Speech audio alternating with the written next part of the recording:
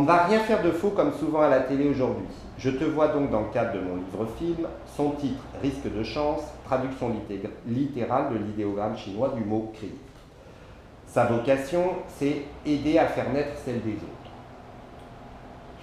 Tu es bien placé pour savoir ce que ça veut dire. Le cœur de son message, rien ne peut empêcher ta contribution au monde, mais sais-tu quelle est-elle?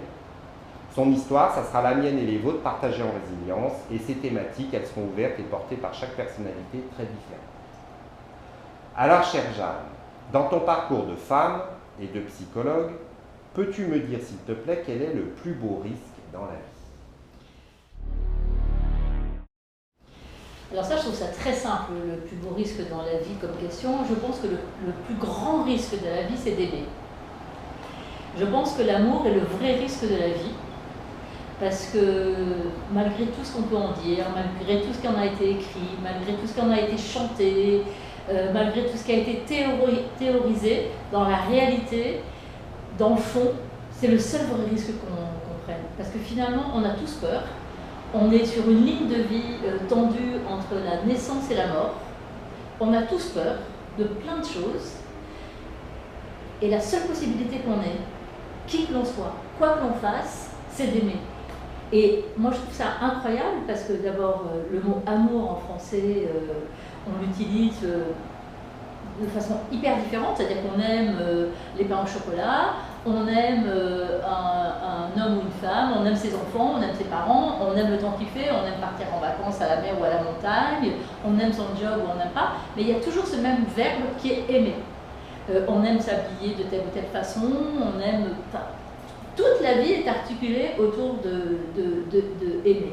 Et dans ce mot aimer, pour moi, ce qui contient et qui est directement en lien avec cette idée du risque, c'est l'engagement. Parce que le seul vrai risque qu'on prenne dans la vie, c'est s'engager. Sinon, il ne se passe rien de toute façon. Si on n'aime pas et si on ne s'engage pas, et si évidemment quand on s'engage pour ce qu'on aime, ça crée une alchimie magique, il ne se passe rien. Moi, je trouve que ce dont on souffre aujourd'hui dans nos vies en général, dont souffrent les jeunes, les moins jeunes, les très vieux, les très jeunes, les très riches, les très pauvres, ceux qui bossent pas, enfin peu importe à quel endroit de la vie où on se trouve, on souffre de ce manque d'engagement.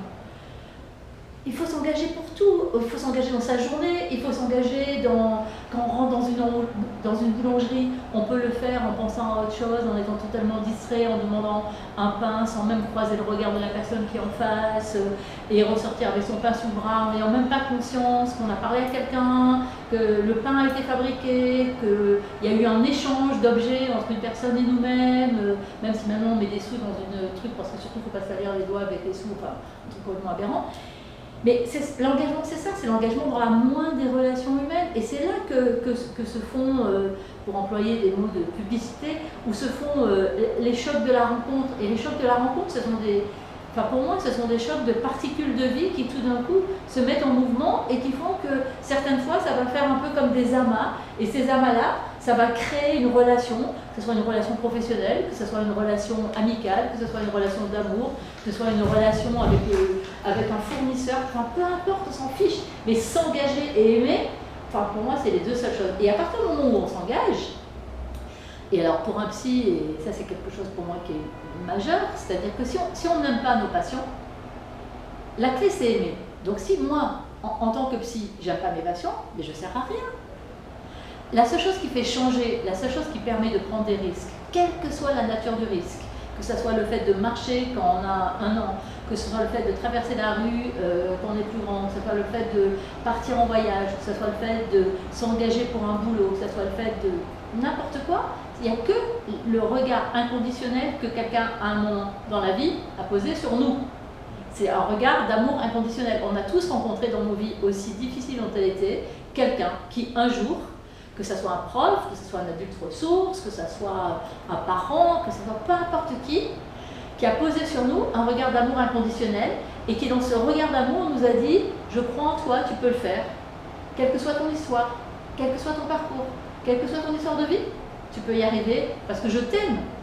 Et à partir du moment où on sent qu'on est aimé par quelqu'un, et bien à ce moment-là, et qui que ce soit, c'est ça qui est magique, et c'est ça que les gens ne comprennent pas. Et qui que ce soit, parce que l'amour, ça transcende. Dans l'amour, il y a une force de guérison, une dynamique de guérison qui est énorme. Donc, à partir du moment où on est aimé, profondément, sincèrement, qu'on n'est pas dans la manipulation de l'amour, et bien à ce moment-là, toutes nos cellules de physique, de corps, toutes nos cellules intellectuelles, toutes nos cellules émotionnelles se dilatent parce que ça crée de la joie, et la joie au niveau neurophysiologique, c'est un booster d'hormones dans le corps, et à ce moment-là, ce qui effectivement nous paraissait des obstacles l'instant d'avant, ben, on le dit que l'amour donne des ailes, mais pourquoi on dit que l'amour donne des ailes? Et on le réduit simplement à la relation amoureuse, mais l'amour donne des ailes parce que l'amour, ça déclenche un cocktail d'hormones bienfaisantes qui sont la dopamine, l'ocytocine, l'hormone qui permet de se sentir en sécurité et en lien, la sérotonine qui permet de se sentir bien et de se sentir à la juste place, et les endorphines qui nous donnent cette sensation d'être heureux. Et une fois qu'on est boosté de ces endorphines, parce qu'on n'est quand même que de la chimie, de l'eau et du sang, et d'électricité, alors je ne parle pas d'âme et de conscience, ça serait un autre sujet qu'on pourra aborder d'ailleurs, pourquoi pas, mais c'est un autre sujet.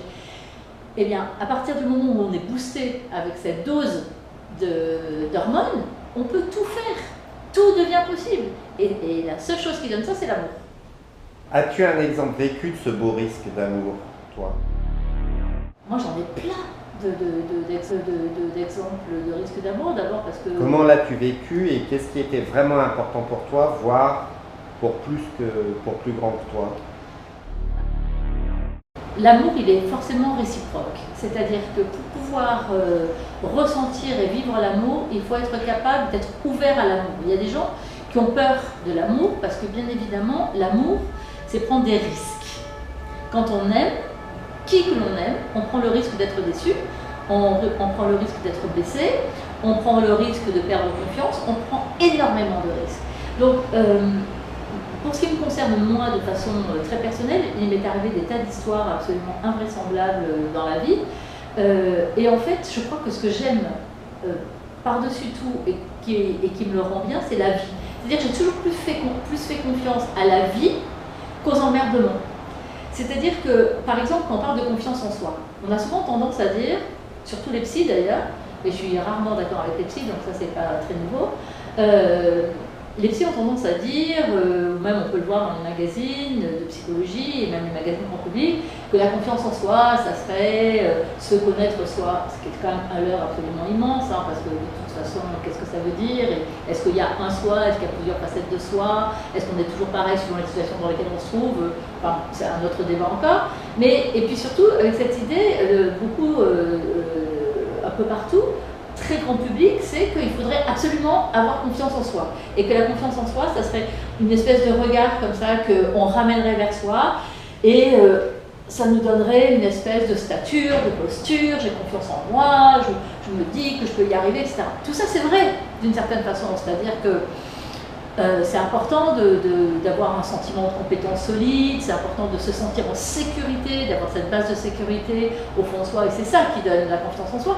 Mais si ça ne va pas avec la capacité d'avoir confiance dans la vie, ça ne sert à rien. Parce qu'on dit toujours il faut s'attendre au pire. Ok, mais moi, je m'attends toujours au meilleur. Parce que dans la vie, il peut se passer des tas de choses en permanence, et que si on n'est pas... si on ne met pas nos sens à l'affût pour capter ça, effectivement, eh bien on se referme et effectivement on est beaucoup plus perméable à ce qui ne va pas et effectivement on ne capte pas les milliers de signaux que la vie envoie tout le monde en permanence. Donc on peut passer à côté et plus on est tourné vers soi et moins on a cette ouverture par rapport à la vie, par rapport à l'amour de la vie. Et dans la vie, il y a plein de trucs hyper merdiques. Il y a des malheurs insupportables, il y a des souffrances intolérables, il y a des injustices impensables, il y a vraiment des choses qui sont inadmissibles dans la vie. Enfin, il y a des gens qui vivent dans des tourments, dans des environnements, dans des contextes, mais d'y penser, ça donne la chair de poule. Mais en même temps, dans la vie, il y a aussi une myriade une myriade de possibles, il y a des choses qui brillent en permanence, il y a des gens qui vivent des choses. Moi, je suis toujours frappée de cette solitude ensemble, de cet isolement ensemble, du fait que finalement, on a toujours cette sensation que nos problèmes sont plus importants que ceux du voisin et que nos malheurs ne peuvent pas être comparés et puis finalement, voilà, on erre dans nos vies en portant nos difficultés, ce qui est, de toute façon, oui, c'est ce qui les porterait à notre place en réalité, donc tout ça est bien légitime, mais en même temps, on croise nos vies en permanence avec des gens. Et moi qui subsiste par la force des choses, j'ai un regard un tout petit peu différent sur les gens. Et les gens me touchent très vite, c'est-à-dire l'humanité, la vulnérabilité, la fragilité des gens me touchent tout le temps, y compris dans ma vie hors mon cabinet. Là je suis dans ma base de sécurité parce que je suis chez moi dans mon cabinet, donc effectivement ça va plus loin quand je suis dans une rencontre avec un patient, quelqu'un qui vient me voir. Bien évidemment, je franchis des barrières que je ne franchis pas dans ma vraie vie, mais dans ma vraie vie, dans ma vie quotidienne, donc je suis quand même très perméable à ça, c'est-à-dire de sentir, par moments j'ai envie de dire aux gens, mais attends, mais arrête-toi là, qu'est-ce qu'il y a? Tu vois, arrête de faire croire que tout va bien, de faire ton sourire idiot, ou au contraire, tu as l'air tellement triste. Hier, je marchais dans une avenue là-bas loin d'ici, et je vois une jeune femme qui est assise sur un banc, qui avait les larmes aux yeux, qui allait ostensiblement pas bien. Et comme une conne, je me suis pas arrêtée. Ça m'a insupportée. Et je me suis dit, ça veut dire que moi aussi je suis au piège de ce modus vivendi où finalement chacun sa merde, quoi. Et moi je trouve ça insupportable. Et donc finalement, quand je regarde ma vie à moi, dans laquelle honnêtement, pour une fille je voudrais peut-être dire une femme de mon âge, j'ai quand même vécu des choses que beaucoup n'ont pas vécues. Et ben, je me suis toujours posé cette question, je me la suis souvent posée, que ce soit dans mes histoires de vie, dans mes histoires de drame de vie, dans mes histoires d'amour, dans mes histoires professionnelles, toujours me dire, dans la balance, j'ai deux possibilités. On a toujours cette possibilité-là, tous. On a tous une balance. Soit effectivement, il nous arrive quelque chose de vraiment difficile. Donc on décide que la vie est pourrie, que rien ne vaut la peine d'être vécu, que de toute façon le malheur triomphe toujours, qu'un malheur n'arrive jamais seul et qu'on est foutu et qu'on n'arrivera jamais à rien, etc.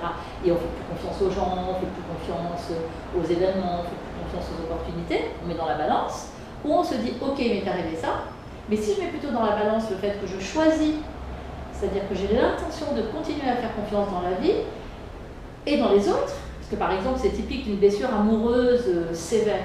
Souvent quand on a eu une blessure amoureuse sévère, bon, celle-là je ne l'ai pas eue, mais quand on a eu une blessure amoureuse sévère, c'est vrai qu'on peut avoir tendance à ne plus faire confiance en personne. Et pour faire quoi en fait dans le fond finalement, qu'on soit blessé, c'est tellement légitime, qu'on soit triste, bien sûr, c'est horrible une blessure d'amour, c'est probablement celles qui sont les plus violentes. Et de toute façon, toutes les blessures dans la vie sont des blessures d'amour. Si je reprends ce que je disais, qu'il y a finalement il n'y a que l'amour, et les blessures amoureuses, on va dire, sont parmi les plus violentes, même s'il y en a beaucoup d'autres. Mais et puis quoi, on va s'arrêter là, on va finalement se dire que tout est injuste, que tout est horrible, et on va plus s'engager.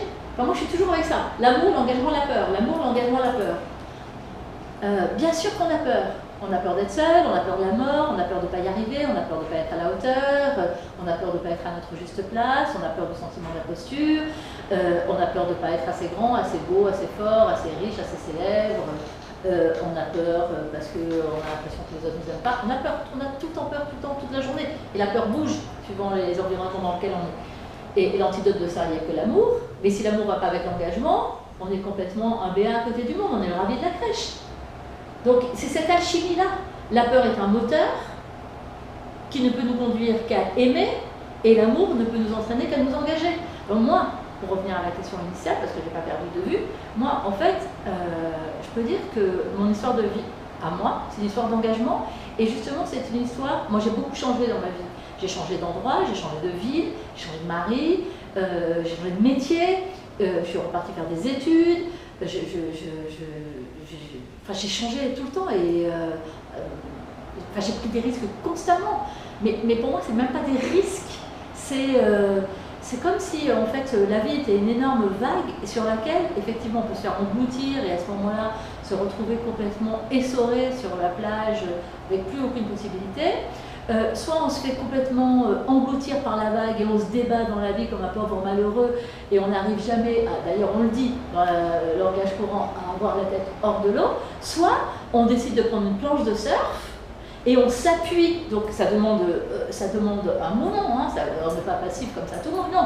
Si on se met sur une planche de surf, alors je dis ça, je ne me suis jamais mis sur une planche de surf, hein, je précise, mais je peux le conceptualiser, de se mettre sur une planche de surf et de trouver son équilibre et de s'appuyer sur la force de la vague, la violence quelquefois de la vague, la puissance de la vague, l'énergie de la vague, la dynamique de la vague, le mouvement de la vague, qui est donc une métaphore de la vie, et à ce moment-là, on s'appuie sur cette force-là, et forcément on va être entraîné, parce que la vague elle bouge, et après on va aller être déposé plus loin, et puis après on peut reprendre une autre vague. Mais pour moi c'est ça, enfin, et j'ai la sensation que dans ma vie je l'ai fait plein de fois. Alors il y a des moments où on se sent noyé, où on a l'impression qu'on n'y arrivera plus, et moi la première, il y a vraiment des moments où je me suis dit, déjà mais t'es folle quoi, en fait, là t'étais tranquille, les choses étaient simples.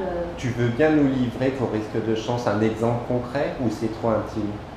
Non, je peux en parler. Je peux parler de choses avec des niveaux d'intimité qui sont archi différents, mais moi j'ai changé complètement de métier à 30 ans. Je suis repartie à la fac, je gagnais très bien ma vie, je bossais dans l'événementiel. C'était des époques où on gagnait énormément d'argent, je voyageais dans le monde entier. Enfin bon, j'avais une vie vue de l'extérieur rêvée, et c'est vrai, j'avais une vie rêvée, et je me suis éclatée, j'en ai archi profité, mais vraiment comme la cigale de la fable de La Fontaine. Et puis, mais au bout d'un moment, tout d'un coup, je me suis dit, mais finalement, qu'est-ce que j'ai à courir, à agiter comme ça, comme une dingue? Finalement, pourquoi? Pour vendre plus de voitures, pour vendre plus de parfums. J'arrivais plus, et donc je me suis retrouvée dans une espèce d'impasse. Je me suis dit, il faut que je change de vie, mais j'avais pas d'idée. Mon premier challenge, ça a été de me dégager j'avais monté une boîte, j'avais un associé, j'avais une boîte qui marchait bien. Et curieusement, c'est beaucoup plus compliqué de sortir d'une boîte qui marche bien que de sortir d'une boîte qui s'écroule. Au moins, si la boîte s'est écroulée, bon, bah, de toute façon, on n'a pas le choix. Alors que là, j'avais une boîte qui marchait bien, des salariés, un associé, enfin bon, bref, des clients, de l'argent.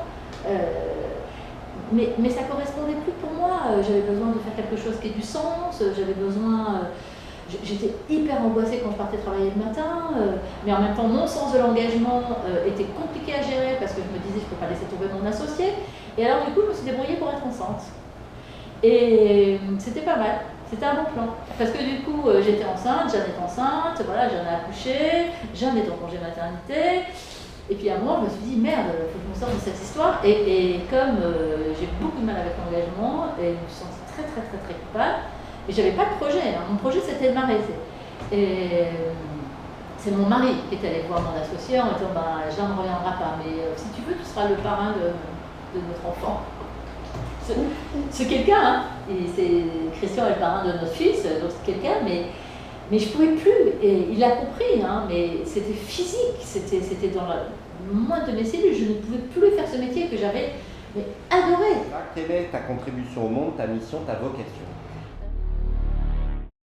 Alors moi, c'est vrai que la notion de vocation ou de mission, je ne suis pas très confortable avec cette idée-là, parce que je crois qu'en fait, on fait des choses qu'on sent. Et quand je dis ça, finalement, j'en reviens encore une fois à la neurophysiologie, c'est que en fait, dans le ventre, on a le cerveau entérique, qui est un cerveau avec 200 millions de neurones, et dans l'architecture est la même que le cerveau qu'on a sur notre boîte crânienne.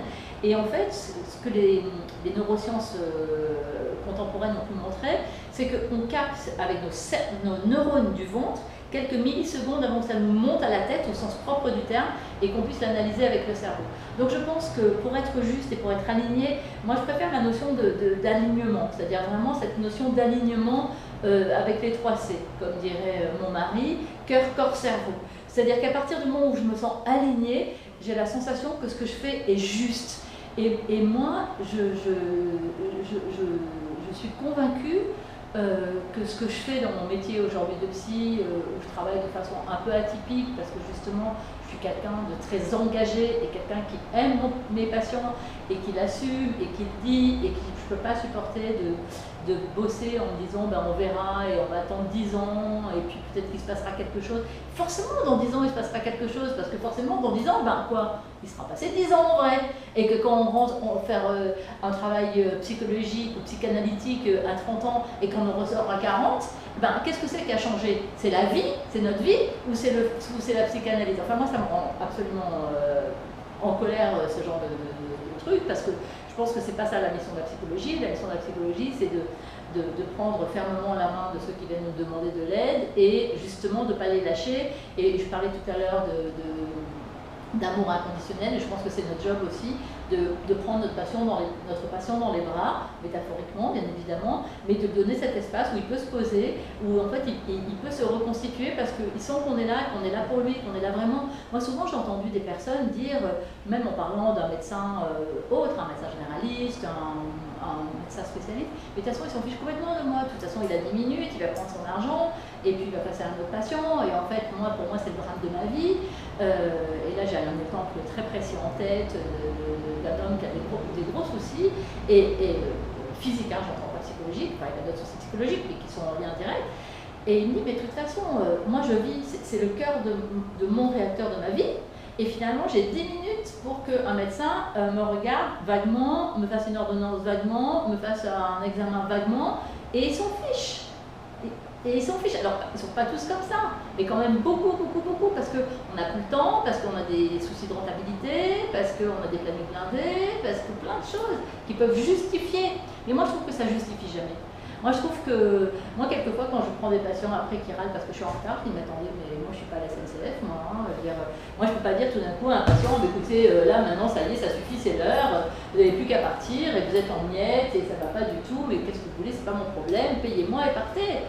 Et si vous préférez un psy comme ça, bon bah écoutez, partez tout de suite, et puis comme ça, on n'en parle plus, c'est fini. Je veux dire, moi, je ne peux pas faire ça. Enfin, c'est pas mon incarnation. Enfin, c'est là où je pourrais presque revenir sur cette idée de mission ou je sais pas quoi, mais même si j'aime pas du tout ce mot, mais je suis pas faite comme ça. Je suis pas faite comme ça. Je ne peux faire les choses qu'en étant pleinement engagée. Donc je crois que ma contribution au monde, c'est de pouvoir aider authentiquement et sincèrement les gens qui viennent me voir, et de pouvoir les aider à travers les livres que j'écris, c'est pour ça que je les écris, pouvoir les aider à travers la transmission que j'ai pu faire en interne, en montant un centre où il y a des psys qui travaillent avec moi depuis plus de 15 ans, on est plus de 50 aujourd'hui, et donc en transmettant une façon de faire, une façon d'être, une façon de se comporter, et en faisant comme ça de l'essaimage.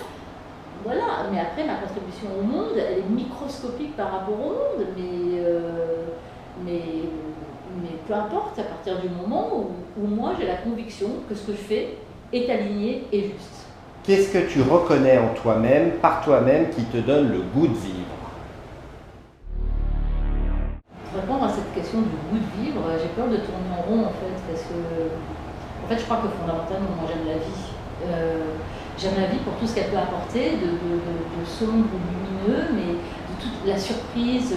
Moi, je suis très attentive à l'émerveillement. Moi, je peux regarder un truc comme ça tout d'un coup. Je suis très facile à émerveiller,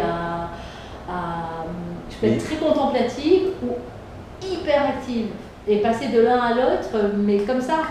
Et j'adore bien bouffer, j'adore être avec des gens avec lesquels il se passe vraiment un truc, j'adore être avec mon mari, j'adore être avec mes enfants, j'adore bosser, j'adore transmettre, j'adore partager, j'adore ces moments hyper intimes, si riches, si intenses que je partage avec mes patients. Je sais pas, en fait... Il y en a trop. Non, il n'y en a pas trop, il y en a plein. Mais je pense qu'il y en a plein pour tout le monde en fait, il y a plein de possibilités pour tout le monde, mais après il y a des choses qui sont plus faciles, mais une fois encore, moi j'ai vécu des choses hyper douloureuses, perso quand même, je veux dire, je suis pas arrivée avec une petite cuillère en or dans la bouche où tout était facile, j'ai tout fait par moi-même, il m'est arrivé des drames personnels jeunes, j'ai un frère qui s'est suicidé, Oui, mais donc je me suis fait violer, Enfin, j'aurais pu me retrouver toute recroquevillée au fin fond d'un hôpital psychiatrique. Enfin, je remercie la vie d'ailleurs de m'avoir donné les ressources pour poursuivre mon chemin et considérer que, je veux dire, le jour où on se fait violer, enfin moi je me souviens très bien, hein, j'étais très jeune, j'avais 20 ans, et je me souviens très bien de ce jour où ma mère était dans un état de folie et où je me suis vraiment engueulée avec elle en me disant que c'était pas elle quand même, hein, que c'était violée, que c'était quand même juste moi, et que s'il y avait quelqu'un qui devait pleurer et hurler, c'était moi en fait, mais pas elle, qu'elle n'avait pas le droit de me piquer mon drame. Je trouvais ça incroyable l'histoire. Et puis, mais je me souviens très bien d'avoir passé 3 jours dans le noir, enfermée dans ma chambre en me disant oh là là, oh là là, oh là là, voilà. Et puis tout d'un coup avoir ouvert mes volets, m'être habillée, m'être douchée, enfin je ne sais plus exactement, là je pense que j'invente un tout petit peu, mais en tout cas c'était la dynamique, et à me dire j'ai rencontré un salaud, je ne vais pas en plus bousiller ma vie à cause de lui. Donc ça a été vraiment une décision. C'est-à-dire que je me suis dit, ok, mais t'es arrivé ça, c'est insupportable, c'est inacceptable. Et je me battrai toute ma vie par rapport à ça, c'est-à-dire quand je peux aider, quand je peux faire quelque chose, quand mon action à moi peut être utile pour les autres, je le ferai, et ce que je fais d'ailleurs. Mais pour ce qui me concerne moi, je ne vais pas en plus toute ma vie être traumatisée. Enfin, alors, je ne sais pas si tout le monde peut faire ça en réalité, hein. Je ne sais pas, là tu me demandes mon expérience, je parle de mon expérience, et je me souviens très bien de cette image où j'étais dans le noir et j'ai fait rentrer de la lumière, et où je me suis dit, je repars dans ma vie. Et alors c'est vrai qu'il m'en est resté des stigmates, j'ai eu très peur pendant longtemps, bon, après il m'est arrivé, enfin après je me suis fait poursuivre avec un mec par un flingue, après je me suis retrouvée avec un mec qui voulait me tirer dessus dans un resto, enfin il m'est arrivé des trucs absolument invraisemblables. Mon frère qui s'est suicidé. Qu'est-ce que je fais? Je m'arrête, oui, j'étais l'aîné, enfin je suis l'aîné, on était plusieurs, mes parents n'étaient plus là, donc de toute façon la responsabilité, il n'y avait pas de femme, bon bref, à ce moment-là il n'y avait pas de femme, des enfants, pas de femme. Oui, mon frère s'est suicidé, mais c'est pas mon histoire. Enfin, je suis très triste qu'il se soit suicidé, ça fait beaucoup de peine pour ses enfants. Je suis très triste parce que c'est un mec que j'aimais bien et donc je suis triste qu'il soit plus dans ma vie. Mais bon, c'est son choix, il ne pouvait pas faire autrement s'il s'est suicidé. Enfin, c'est comme ça que je le comprends en tout cas. Mais je ne vais pas, moi, faire un arrêt sur image parce que mon frère s'est suicidé. Enfin, mais je pourrais, en fait. Après, je pense que c'est des questions de... probablement de personnalité hein, quand même, mais d'intention aussi, et puis de ressources. Moi, par exemple, même dans mon métier, dans la psychologie, je ne supporte pas cette notion d'archéologie de la souffrance, c'est-à-dire d'aller gratter, et pourquoi, et machin, et traumatisme, et quand tu avais 3 ans, et tu as mis ton doigt dans un peu de confiture, tu te fais attraper par ta grand-mère, par ton père, et l'image du père, et je ne sais pas quoi, et ok, mais tu as 50 ans, et maintenant qu'est-ce que tu fais de ta vie? Non. Bien sûr qu'on peut avoir été marqué par certaines choses et que bien sûr qu'il faut prendre l'histoire de quelqu'un dans la totalité de la globalité de ce qu'elle est, qu'on doit avoir toujours cette perspective à 360 degrés. Mais aujourd'hui, maintenant, quelles sont les ressources de la personne? Moi, ça m'intéresse beaucoup plus d'aller chercher, d'être dans cette psychologie des ressources que je défends, d'aller chercher les ressources des gens. Et même dans ton passé, on dit par exemple dans notre société judéo-chrétienne que chacun doit porter sa croix. D'accord? Mais est-ce que c'est à traverser l'idée de quelqu'un, de poser la croix par terre et tout d'un coup de se rendre compte qu'il y avait des pierres précieuses sur cette croix? Parce que dans notre passé, il n'y a pas que des traumatismes, des conflits, des horreurs, des drames, un père ceci, une mère cela, les frères et sœurs je sais pas quoi, une enfance... Non, il y a aussi toutes nos fiertés, toutes nos victoires, petites ou grandes, le jour où on a réussi à lever la main en classe la première fois et où on avait le cœur qui battait si vite, mais on l'a fait. Le jour où on a une bonne note, le jour où on a gagné un challenge où il fallait faire une course d'escargot, enfin n'importe quoi, c'est-à-dire que dans notre passé, il y a aussi toutes des qualités, des compétences, des forces, et puis bien sûr dans notre vie d'aujourd'hui. Et c'est avec ce matériau-là qu'on va pouvoir aller tricoter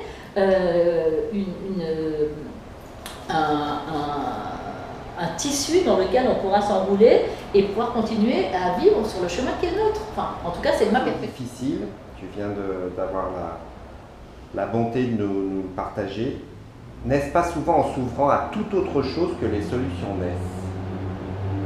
Alors je ne sais pas si c'est en posant ta croix et en apercevant les pierres qu'il y a dessus, mais est-ce qu'au-delà de ça, face au difficile, c'est pas en s'ouvrant à toute autre chose que les solutions naissent? Je suis pas sûre.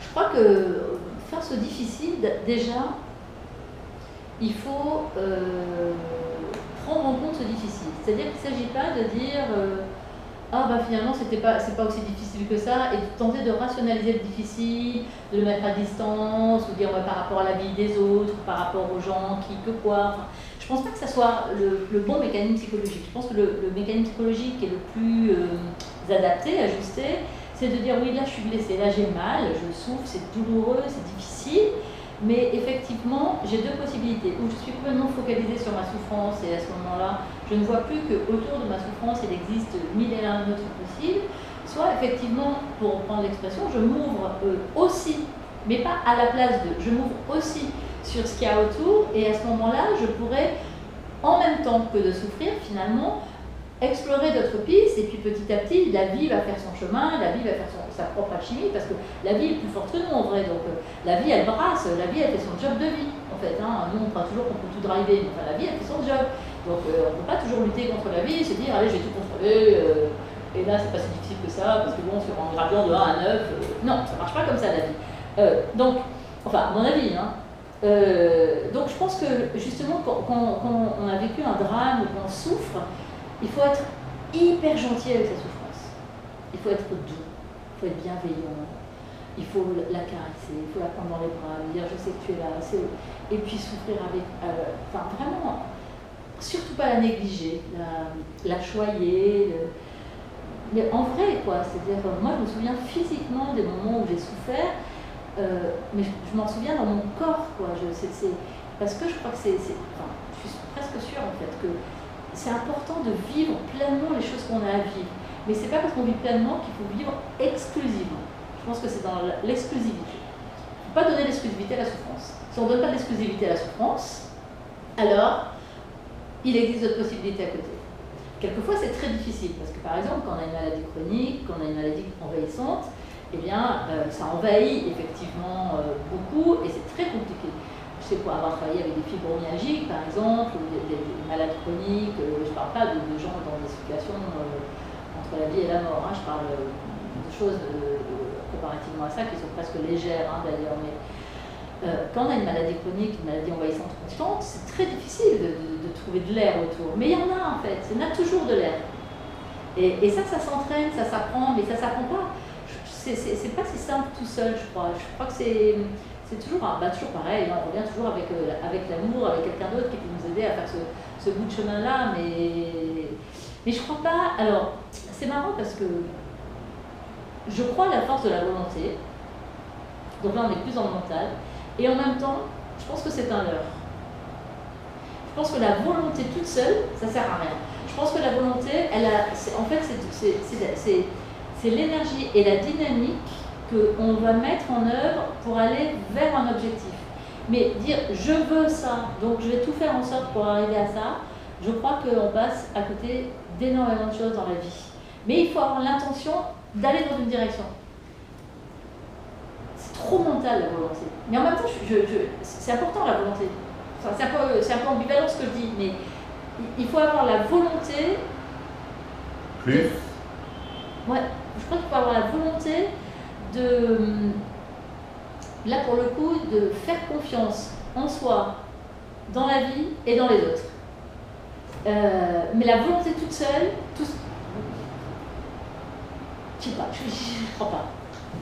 Jeanne, est-ce un risque de chance d'accompagner les trop intelligents? Rencontrer l'autre, de toute façon, est une chance. Après,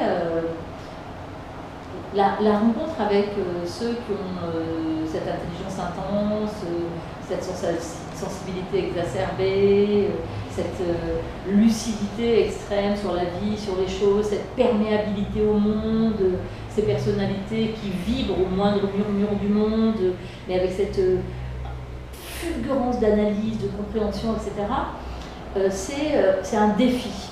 C'est-à-dire qu'il faut aussi être là encore très ouvert et pouvoir accepter l'idée que l'intelligence est à la fois une immense ouverture, mais peut quelquefois être une douloureuse fermeture, parce qu'on est décalé, parce qu'on peut ressentir la solitude, parce qu'on peut avoir la sensation que les autres ne comprennent pas ou les autres ne vont pas assez vite, ou qu'il faudrait que... Hier, j'avais une patiente, ça m'a fait tellement rigoler, j'avais jamais entendu ça, comme quoi c'est ça que j'adore dans mon métier, c'est que tous les jours, tout d'un coup, je rencontre quelqu'un qui a une façon de dire la même chose, que j'ai entendu plein de fois, mais différemment. Et elle me disait, moi, vous comprenez, moi j'ai besoin dans une relation que ce soit Harissa 10. Et au début, je ne comprenais pas ce qu'elle voulait me dire, Harissa 10. Mais ça veut dire quoi? Je dis, ouais, par exemple, mes copines, elles, si c'est Harissa 6 ou 5, ça va. Et en fait, donc, elle faisait référence au harissa, donc au piment, et qu'elle avait toujours besoin que ça soit archi-pimenté sa vie, que tout devait être comme ça. Et elle me disait, moi j'en peux plus, parce que finalement, par rapport aux autres, ils sont là avec leurs 4 ou 5 de harissa. J'ai trouvé ça génial comme expression, parce que c'est très significatif. Et donc, en fait, la chance d'accompagner ces personnes-là, qu'elles aient 5 ans ou 105 ans, c'est que il faut que l'interlocuteur, en l'occurrence moi, puisqu'on parle de moi là tout d'un coup, enfin depuis un moment d'ailleurs, être en alerte permanente, c'est-à-dire être, enfin j'ai l'impression de me répéter non-stop, mais d'être engagé au moindre millimètre carré, parce que la première personne qui chope le fait que vous ne soyez pas engagé, c'est ces gens-là. Si tout d'un coup vous êtes en train de rêvasser, à vous demander qu'est-ce que vous allez faire à bouffer le soir, c'est foutu. Vous les avez perdus, donc on est sur un fil tendu constant.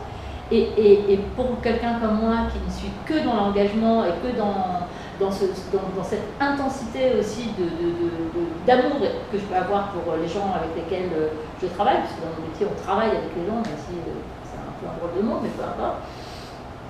Je trouve que mais c'est une chance que je me suis donnée en fait, hein. Personne ne me l'a proposé, la chance de travailler avec ces gens-là. Et puis c'est pareil, moi je me suis mise à travailler avec ces gens, enfin ces enfants, ces ados, puis ces adultes, avec ces grandes intelligences intenses, enfin cette espèce de syndrome d'intensité d'être au monde, pourquoi? Parce que en fait, quand je travaillais au départ de mon expérience professionnelle à l'hôpital, j'ai été happée par la souffrance de ces gens-là qui venaient consulter parce qu'ils étaient dans des tracas scolaires et des souffrances psychologiques immenses, alors qu'ils avaient une intelligence dingue. Et je me suis dit, mais c'est quoi ce paradoxe? Moi, c'est ça qui m'a interpellée, c'est-à-dire comment c'était possible que des gens avec tant de possibilités puissent se retrouver avec tant de difficultés. Et donc voilà, donc la chance, je me la suis donnée. Je pense que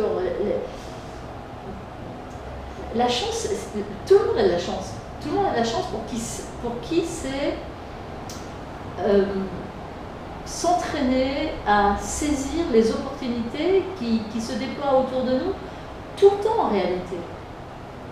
Donc la chance, c'est pas quelque chose, il n'y a pas des élus à qui on... Enfin, après, oui, il y a des circonstances de vie qui sont plus faciles que d'autres, ça c'est évident, c'est incontestable. Mais après, je pense que on a tous des opportunités, des possibilités, des moments où si on prend le bon rebond, on pourra aller dans une direction totalement inattendue au départ. Je pense qu'il se passe des tas de choses tout le temps dans la vie. Et puis il y a des gens qui les voient et des gens qui les voient strictement. Qui es-tu comme magicienne et que fais-tu en tant que magicienne dans ce monde? Je ne crois pas qu'être une magicienne, même si j'ai une baguette magique sur mon bureau en vérité. Mais je pense qu'on est tous magiciens, c'est-à-dire que je pense qu'à partir du moment où on s'intéresse vraiment aux autres, où on s'intéresse vraiment à la vie, où on est vraiment dans ce qu'on fait, il y a une étude par exemple qui est assez intéressante, qui a été faite avec des milliers de participants, une grosse étude qui a été reproduite un certain nombre de fois. Et les personnes qui participaient à l'étude, elles étaient équipées d'un beeper. Et ce beeper sonnait de façon aléatoire. Et au moment où le beeper sonnait, on devait répondre à 3 questions qui étaient notées sur une échelle de Likert de 1 à 9. Qu'est-ce que vous étiez en train de faire? Alors, c'est autre chose. Est-ce que vous étiez concentré dans ce que vous étiez en train de faire? Et quel est votre sentiment de satisfaction? Et bien évidemment, enfin je dis bien évidemment, sinon on ne parlerait pas, l'étude a prouvé et reprouvé, parce qu'il y a beaucoup de méta-analyses autour de ça, que plus on était centré et embarqué et engagé dans ce qu'on faisait, plus on était heureux. Et donc je pense que c'est ça, je pense que là où, une fois encore, là où on touche la magie, c'est qu'on est vraiment aligné et qu'on est vraiment juste et au cœur de notre propre réacteur. Et là, à ce moment-là, on a tous des pouvoirs magiques en vérité. Que voudrais-tu, voir se réaliser dans le monde au travers de toi ou au-delà de toi?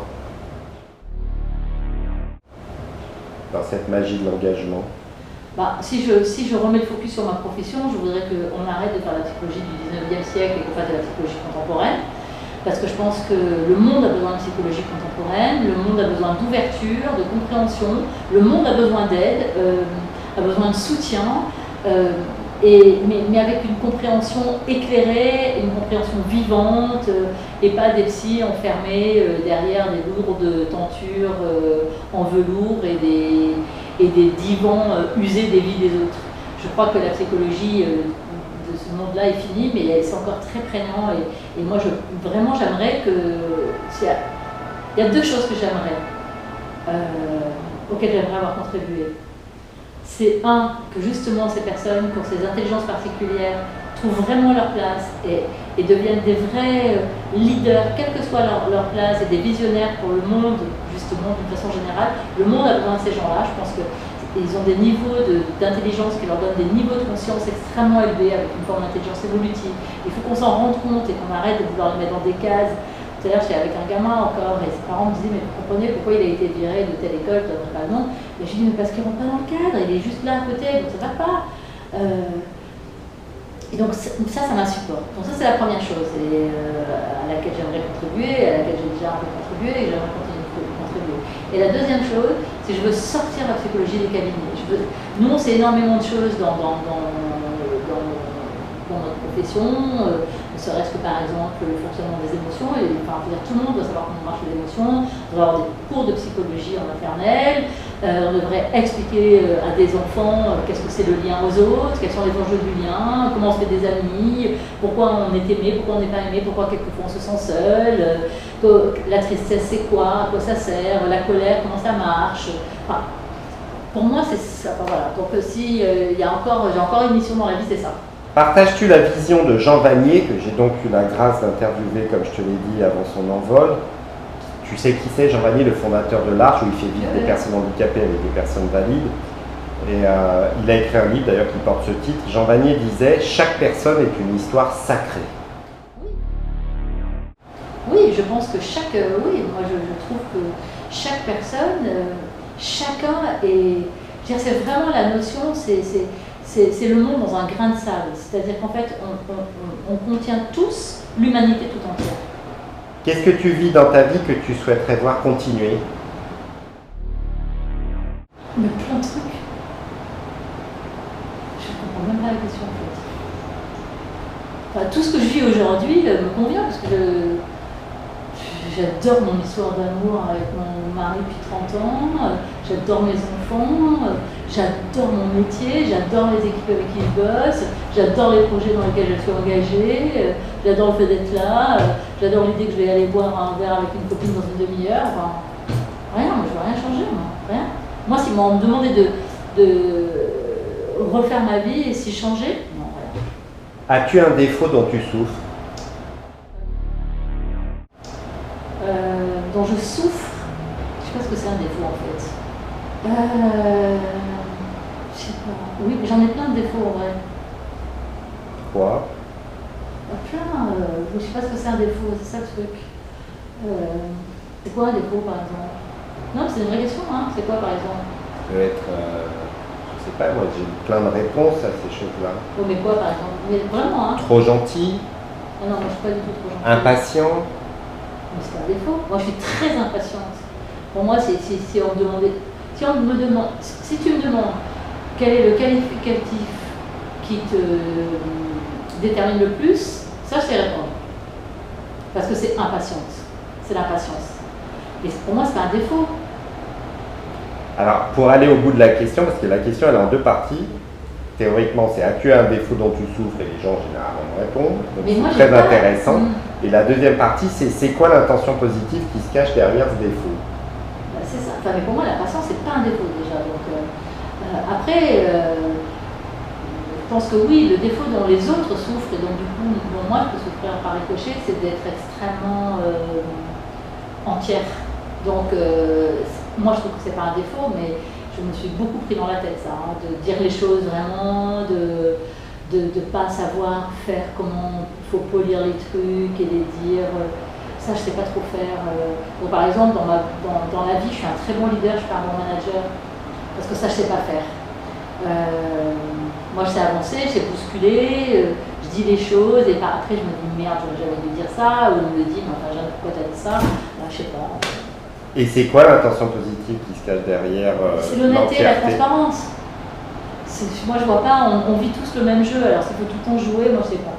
Moi, j'adore jouer, mais j'adore jouer quand on me dit, là, tu joues. Ok, alors on joue, jouons, j'adore. Mais ok, c'est clair, c'est un jeu. Mais pour moi, la vie, c'est pas un jeu, donc... moi, je sais pas, le jeu de la vie, là, c'est trafic, et tu dis un truc, et tu dis pas machin, et...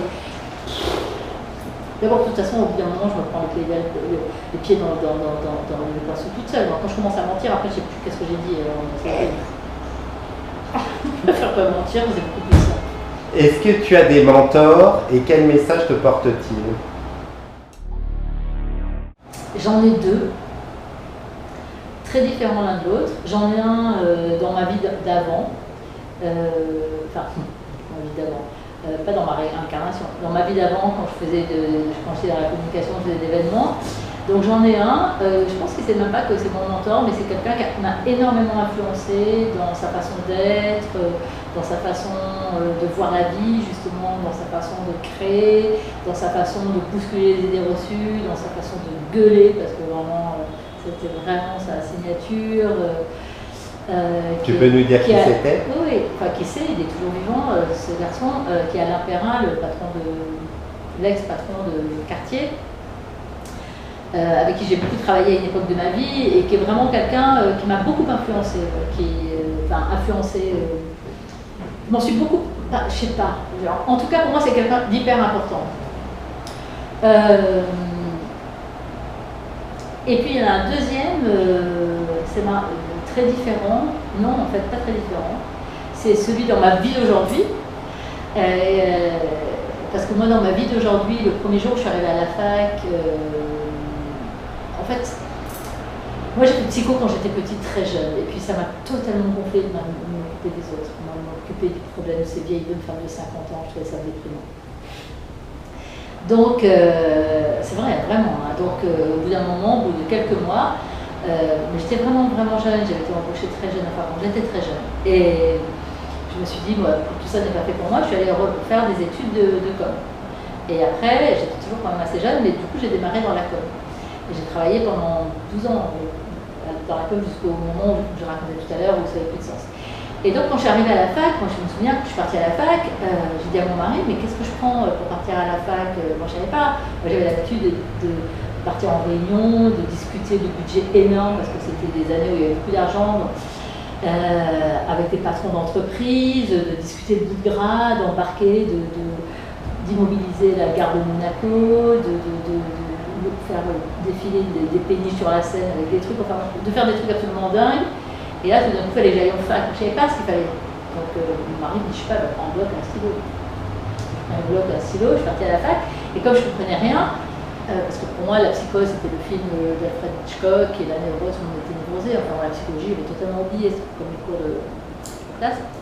Je me suis assise, parce que moi, je suis un côté bonne élève aussi. Donc, je me suis assise au premier rang, avec la chair très haute. Alors, comme je suis petite, en plus, j'avais un nom comme ça, pour essayer de comprendre. Et donc je notais des trucs que je ne comprenais pas, je notais des mots, des phrases que je ne comprenais pas. Et puis très vite, je crois que c'est le deuxième ou le troisième jour, il a fallu choisir son maître de, je sais pas quoi, de mémoire, je sais pas. Il y avait toute une tripotée de profs qui faisaient la réclame de leur truc, c'était tellement intéressant leur sujet, bababa. Et puis dans cette immense amphi de la fac de Nanterre, je comprends très vite évidemment qu'il y avait des profs qui étaient un peu des stars, quoi, que tout le monde voulait aller avec tel prof, il est génial, etc. Et moi, de toute façon, je ne comprenais rien. Donc je les écoutais comme ça, les yeux écarquillés, fascinés que les autres comprennent, et Et puis il y avait une espèce de prof, un bourbon, personne pour nous disait vraiment. Et au moment où il a fallu se lever dans l'amphi, il se précipitait vers le prof qu'on avait choisi, le labo qu'on avait choisi, je sais pas. Tout le monde s'est précipité en grappe vers tous ces profs qui avaient fait ça. Et cet homme-là, il n'y avait personne. Je me suis dit, je m'emmerdais, de toute façon je ne comprends rien. Hein, donc, je connaissais personne. Donc et donc, tous les rejets des autres groupes, parce qu'ils ne pouvaient pas absorber, sont venus avec lui. Et le premier jour de notre rencontre de je ne sais pas quoi, là, pour la maîtrise, je ne me rappelle même plus exactement ce que c'était. Enfin, il fallait choisir un mentor, enfin, un maître de stage, un maître de mémoire, un maître de quelque chose. Il avait un laboratoire de recherche sur l'intelligence à la Salpêtrière, il dirigeait un laboratoire de recherche, donc il me dit, de toute façon, ça va se passer dans le labo, on ne parlait pas que je vais aller à la fac, bien, problème. Donc on se retrouve, on était un petit groupe, on était, je ne sais pas, une douzaine, que des nanas. En psycho, il y a beaucoup de nanas. Avec cette espèce de, un peu l'image du Père Noël bourru, là, tu vois, pas ça. Donc il marmonne, et il dit, bon, il fallait m'expliquer pourquoi vous êtes là, donc il fait, je comprenais même pas l'intitulé de son truc, de sa recherche, je comprenais pas. Donc il interroge une première nana qui lui fait tout un truc, elle faisant des références, je sais pas quoi. Elle se fait pourrir la fille, c'est ridicule, c'est dans un sens, vous comprenez rien, vous êtes comme... Passe la deuxième, qui pareil, parle de je sais pas quoi, elle se fait jeter, troisième. Et moi j'avais la chance d'être la dernière personne, je me suis dit, j'ai rien à dire moi en fait. Je suis là. Et donc quand c'est arrivé à moi, il me dit, mais et vous? Et je dis, en fait moi je suis là, de toute façon je comprends rien. Et je suis là parce que je trouvais que vous aviez une bonne tête et comme personne ne voulait venir avec vous, je suis j'allais venir. Les autres m'ont regardé en disant, on va se faire décalquer. Évidemment, c'est tout le contraire qui s'est produit. Il s'est marré, il m'a dit, ça c'est vous. Voilà, donc j'ai expliqué que je venais d'une autre vie et que... C'était qui? Et donc cet homme, avec qui je suis complètement restée après, parce que j'ai fait un travail de recherche, j'ai fait une thèse, etc. Et c'est grâce à lui que j'ai monté ces centres et tout, genre vraiment dans la lignée de sa pensée. C'était un génie ce mec, c'est le professeur Bernard Gibello, qui est à la fois prof de psychiatrie, prof de psychologie, et qui est vraiment un homme exceptionnel d'intelligence. Enfin, il y a 50 ans, il avait déjà compris la psychologie d'aujourd'hui, mais personne n'écoutait. Et la seule personne qui l'a écouté, c'est moi. Et je le remercie vraiment chaleureusement, quasiment tous les jours, parce qu'en fait, c'était un homme qui n'expliquait jamais rien. Il lançait, il disait, oui, c'est édité chez Mardaga, tout le monde connaît Mardaga. Personne ne disait rien, parce qu'on avait trop peur, on s'est fait engueuler. Enfin, moi, j'ai très vite compris. Donc, vite, je notais Mardaga et j'allais chercher derrière. Où il disait, comme l'a théorisé Jean-Louis Pao. Hein, vous voyez de quoi je parle? Jean-Louis Pao. Bon, ça, c'est un problème de dissonance cognitive, on est d'accord? Dissonance cognitive. Donc, en fait, c'était quelqu'un qui envoyait en permanence des ouvertures. Donc, soit on les prenait et on allait creuser, ce que j'ai fait, soit Ta vie est-elle un stage d'amour comme la mienne ici-bas? Que tu as commencé en me disant que le risque dans la vie, c'était le plus beau risque, c'était l'aimer. Non. Non. Non, je peux pas dire ça comme ça. Non, je peux pas dire ça comme ça. Je trouve que c'est comme un bac à sable incroyable. C'est un bac à sable géant. Il y a souvent les gens te piétinent ton truc que tu as essayé un peu de monter. Puis de temps en temps, tu fais des châteaux magiques et tout le monde vient autour et regarde. Oh là là, c'est beau. Et puis après, finalement, il y a une vague qui passe. Non, je trouve que c'est plus compliqué que ça. Non, moi, j'aime la vie, j'aime ma vie, j'aime tout court. Mais je ne dirais pas du tout que ma vie est un stage d'amour. Je trouve que c'est une drôle d'expérience, la vie, en fait, dans le fond. C'est intéressant. Ça a des côtés hyper magiques, des côtés très emmerdants. Il y a beaucoup de moments où je m'ennuie beaucoup. et en même temps je m'ennuie jamais, enfin c'est très très curieux. Mais je dirais pas que c'était un stage d'amour, non. Bon, en conclusion, Jeanne, faut-il tout oser demander dans la vie? Moi je pense qu'il faut tout oser vivre. Oser demander, je ne sais pas très bien ce que ça veut dire, mais oser vivre, oser vivre, oui, c'est-à-dire que oser, on a tous peur d'oser, on a tous peur de cette audace dont on a l'impression que certains sont affublés d'autre part. Et c'est très rare que quand on ose, ça soit la catastrophe. C'est souvent quand on n'a pas osé que finalement les portes se ferment. C'est très curieux parce que c'est un mouvement complètement inverse.